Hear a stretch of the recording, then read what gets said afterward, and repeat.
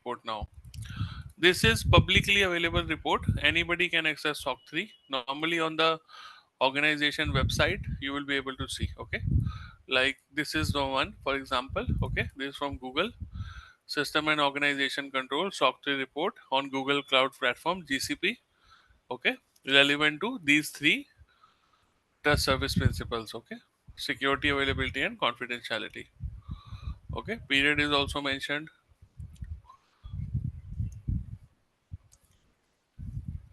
Okay, basically it will tell you Uh, that, yeah, go Sir, ahead. can you explain the difference between the confidentiality and privacy? Because you said that they are different Yes, subjects. privacy. Yeah, very good question. Privacy is only related with the PII, SPII data, right?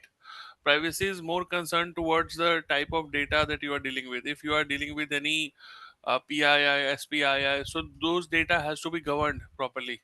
However, confidentiality takes care of all the type of data. In that case, you are not considered only privacy. In confidentiality, you basically consider all the data types which you are dealing with.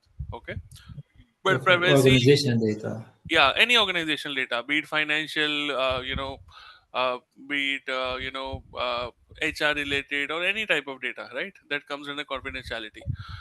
So that's the So difference. we can say like this that the privacy focused on the customer data only for customer data protection. Yes, Customer data, I mean, but confidentiality for organization itself to protect the organization data. yes, yes. The confidentiality also will take care of customer data, but not into that much depth. And so focus is different. You need to understand the objective. Privacy objective is to make sure that the any information related to an individual should not be leaked out. That is the focus of privacy. Confidentiality focus is that any information should not be leaked out. Okay, so here basically you're not differentiating between PII or non PII. Are you getting me? Mhm. That's the All difference. the data, All the valuation, data, all the yes, assets. all the data, right? All assets, all data, right? That is the difference. Yeah. And in confidentiality you include hardware also, assets also, everything, because confidentiality is a very wide term. However, in privacy you only are concerned with the PII and SPII. That's it. Yeah, because in the Google SOC 3 report you showed us that it is not mentioning the privacy, Yeah, they're but not. They're not. uh, uh, And it's a old one also, maybe because in 2018 they were not more considered about, but nowadays definitely privacy is there. Okay. yeah. Yeah, let me see if I can give you a latest one also. One second. Yeah, this is the latest one. See, privacy is there. See, AWS. I told you, no? Nowadays privacy is included. See, Yes. Yeah, okay, thank you. because this is the latest one. Yeah, of 2024. So we can say that the four major parts is security, availability, and confidentiality Yeah, plus the privacy. are included. Yes, yes. Okay, and it will give you the period also. This is the period during which they have been testing it. Okay, for the effectiveness. So basically, you see October 1 to September, which means that 1 year only. Yeah, 1 year is the period basically. Right. And this SOC 3 is abstracted from the SOC 2 or SOC 1. Yes, both. So it will now show you what all controls are there in the SOC 1 and SOC 2, whatever they have implemented. Uh, we are required to be independent. We apply international standard controls. This is very high level actually. Okay, so you need to drill down actually to understand this. Uh, Maybe here in the content mentioned that this is a see, result of this is SOC this 2. is the this is the area you need to mention. See, we confirm to the best of our knowledge. Are you able to see? Yeah, we confirm to the best of our knowledge and believe that the controls over the system were effective throughout the period. So that means your SOC 2 type 2 is covered. Okay, because they are giving you the period also to Okay. provide reasonable assurance that the service commitment and system requirements were achieved based on the criteria relevant to only these four, what we saw in the beginning, right? From the AICPA trust services criteria. and in this they have left the processing integrity. This was not included. Okay, got it. So this gives you a public assurance that this company is following the best practices in terms of information security. Okay. Yeah, because I see, sir, uh, a couple of months ago, somebody called the IT department saying, okay, how you ensure that the customer data, I mean, the customer privacy data is ensured, how you can prove that? It is very simple question, but Yeah, actually we just thinking, okay, how we can promptly saying like this clearly in the website yeah. or This is the way. This is how you do it. Yeah. Okay. Or we can only mention this data privacy in the website, saying it like that. But I think it is not official, but only No, it's not official. They won't believe you. Yeah, you need to certify it. Yeah, you need to show them the reports. Only then they will believe it. okay. Okay, thank you, sir. Okay. Sir, I have Yeah. heard one more term by the name of data security. Is this comes under confidentiality or Yes, privacy? data security comes under confidentiality. Yes, because it takes care of all the data. Yes. Mm, okay, Yeah. thank Yeah. Privacy only PII and SPII. you. That's it. Okay. Okay. So SOC 3, as we saw, is a publicly available report which is out there. Okay. It is derived from SOC 2. Okay. But focus on the very high level information. Okay. For public audience. And it provides again assurance about the organization without revealing any sensitive details. This is very important. Okay. Because in this case, you're not able to see like what all controls are there, whether the controls are effective or not, but you get a very high level statement, right? That from this period to this period we have checked and organization has all the controls. That's it. Okay. So aims at building trust with general public, your future customers, prospective customers, and the stakeholders. Why is it important? Because publicly you need something to demonstrate trust and transparency. Okay.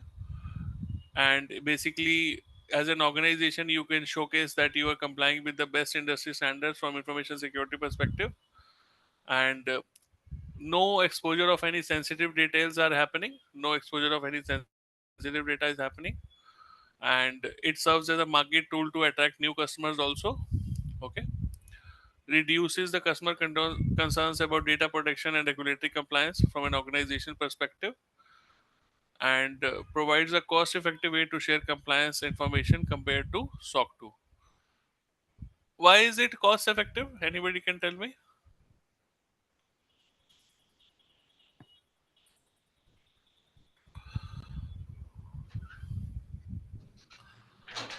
So, SOC 3, sir? Yes. Why is SOC 3 cost effective? As per my understanding, the SOC 3 is created based on the SOC 2, so there should be no cost effective because already SOC 2 Yes. is Yes. Very good. prepared. Yes. Because only you are deriving it from SOC 2. You're not doing anything else. Okay. You're not spending any more money. That's why it's a very cost effective way to share the information. Right? Good. Okay, but as a whole, SOC 2 is, Expensive. costly than ISO 27000. 10 times. Yeah. Minimum 10 times. It can be more than that. 10 Okay. times of comparing to what? To ISO. SOC 3? ISO Okay, I saw 27001. Yeah. 10 times. Minimum 10 times. It can be 15 times also, I have seen. Yeah.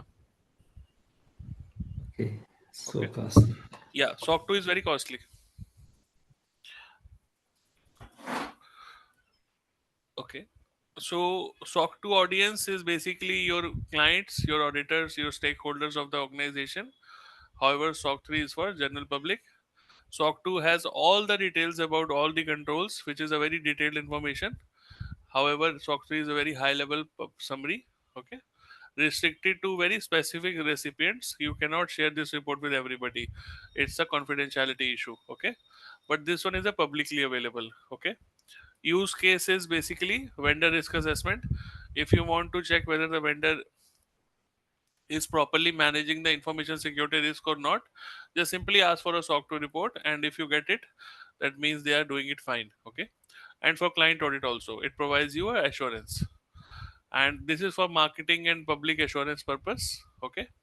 Detailed and very lengthy, around 100 pages. This is very concise and summary focused, 2 to 3 pages only. Okay.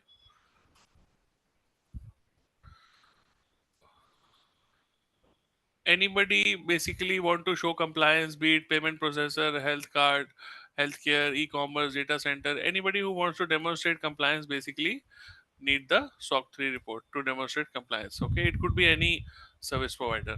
Okay, these are the five service trust services criteria, which are the same over here also in terms of SOC 3 as well. Okay, again the same thing which we have already seen. So basically, how to achieve SOC 3 is that you first of all get the SOC 2. Okay, and you start with the SOC 2 compliance as SOC 3 is derived from it. Okay, then you align the services criteria. Whatever test services criteria you taken here need to be taken here also, same thing. Okay, then you establish what all controls were there. Okay, work with a CPA firm. Okay, complete SOC 2 report first, and then use the SOC 2 report to create the SOC 3 report on that basis. Okay, and make sure it is a very high level report which can be available to the public. Simple. Okay, this we have already seen. Non-compliance would be you have directly jumped onto SOC 3 without completing the SOC 2, which is a wrong practice, right? You need to first complete the SOC 2 compliance. Failure to meet the trust services criteria. Okay, you have shown that the service criteria are included, but actually the controls are not included in SOC 2. So this is again a wrong practice. Weak documentation of processes and controls in SOC 2, because of which SOC 3 cannot be created. Poor management of access control leading to security risk. Okay, access control have to be proper. Delayed remediation of audit finding from SOC 2. For example, SOC 2 report was created, but because of some audit findings, the remediation of those findings is getting delayed from the organization side. For example, the auditor said that I will actually follow up in the next 30 days, but the organization is not able to complete in 45 days also. So again, it's a issue. Okay, failing to address privacy commitments outlined in contracts. Okay, you have mentioned the privacy commitment, but actually you don't have the proper controls. Okay, so these are some of the common non-compliance issues related to SOC 3. Use cases again, for every sort of company SOC 3 can be created. Okay, be it SaaS platform, e-commerce website, data center, healthcare, any company. Okay, documentation we have seen already. Penalties is basically loss of customer trust. That's it. This is the major penalty only. Apart from that, there is no issue as such. Okay, FAQs. What is a SOC 3 report? Publicly available report. How is SOC 3 related to SOC 2? SOC 3 is a summary of SOC 2 basically. Okay, any organization who wants to assure public trust in their organization, they can go for SOC 3. Okay, trust services criteria are the same. Difference between SOC 2 and SOC 3 we have already seen. Annually, SOC 3 is also updated annually, like SOC 2 is updated. Even SOC 1 also is annually. Okay, so all the SOC reports are annually only. Remember that. Okay, only for 12 months they are valid. That's it. Okay, who issues the SOC 3 report? The certified CPA firm, but after verifying the SOC 2, whether SOC 2 has been implemented properly or not. Okay, SOC 3 is not required for regulatory compliance. Okay, SOC 2 is required for regulatory compliance. Okay, SOC 3 is basically used for marketing only because it shows the organization commitment towards information security and all that. Can SOC 3 replace SOC 2? The answer is no. Okay, SOC 2 has its own value, and SOC 2 is the most sought after report in the market right now. Okay, so if you go in the market right now, only SOC 2 type 2 is the 90% this report is only asked for. That's it. Nobody asks for SOC 3, nobody asks for SOC 1.